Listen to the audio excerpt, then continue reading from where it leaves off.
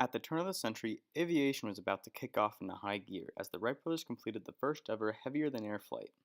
This sparked a series of attempts to best the brothers, and as few found out, the secret could lie in the power plant, as the brothers used a heavy and inefficient inline four-cylinder engine.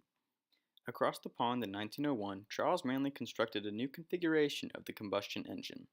Loosely based off one of Stephen Balzer's rotary engines, Manley used it to power his very own aerodrome aircraft.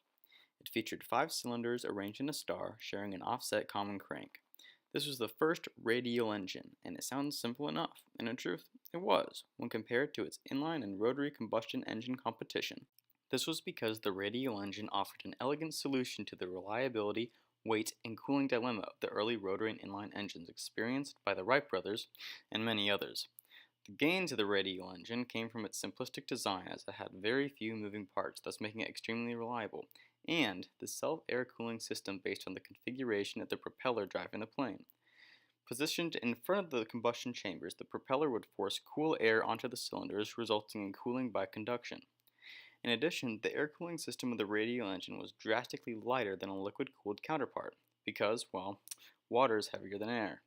However, at this point in time, the radial engine was still overshadowed by its big brother, the rotary engine, for its well-understood method of cooling, and later by the inline V engine, both of which were favorable in the First World War due to their relatively high power outputs. Throughout the next couple decades, the radial engine continued to be used here and there, but it wasn't until the late 20s when they became a competitive alternative to other combustion engines. Technological advances in metallurgy and cylinder cooling allowed the new and improved radial engine to be implemented in some of the first commercial jets and by many famous figures of history, such as Charles Lindbergh, specifically in his Spirit of St. Louis, which he used to make the first solo nonstop flight from New York to Paris. In the Second World War, the radial engine reached its peak popularity after the Pratt & Whitney company popularized multi-row radials. This new technique of stacking sets of cylinders together created some truly ridiculous numbers. For instance, the 42-liter 18-cylinder Pratt & Whitney R2800, which produced a light-hearted 2,400 horsepower. This evolution of the radial engine allowed for a very efficient and extremely powerful power plant, thus resulting in just about every nation flying some variant during the Second World War.